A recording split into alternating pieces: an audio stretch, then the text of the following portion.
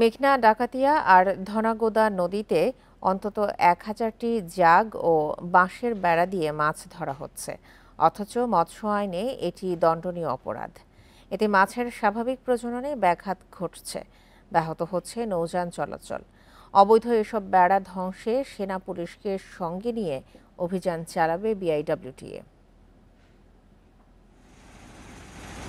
প্রবহমান ধারায় বেড়া কিংবা বাঁধ দিয়ে মাছ শিকার করা দণ্ডনীয় অপরাধ, কিন্তু এই আইনকে বুড়ো আঙুল দেখানো হচ্ছে চাঁদপুরে। বিভিন্ন এলাকায় মেঘনা, ডাকাতিয়া আর ধনাগোদা নদীতে দেয়া হয়েছে বাঁশের বেড়া ও জাগ। স্থানীয়দের অভিযোগ, আইন অমান্যের নেপথ্যে রয়েছে প্রভাবশালী মহল। এতে পানি প্রবাহের পাশাপাশি নৌযান চলাচলও ব্যাহত হচ্ছে।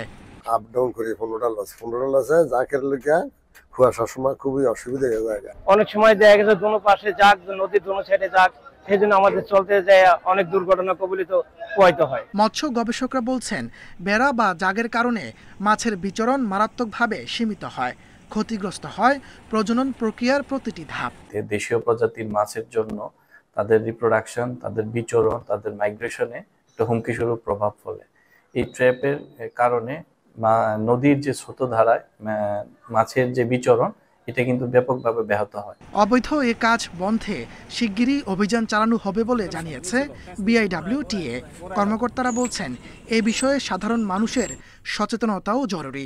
নৌপথে এ ধরনের বাঁশের বেড় দিয়ে নৌযান চলাচলে বাধাগ্রস্ত করা আইনত অপরাধ।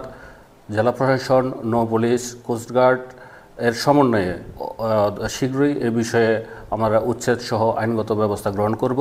চাঁদপুরের মেঘনা, ডাকাতিয়া ও ধনাগোদা নদীর 10টি পয়েন্টে এমন বাঁশের বেড়া ও জাগ রয়েছে প্রায় 1000। Independent news.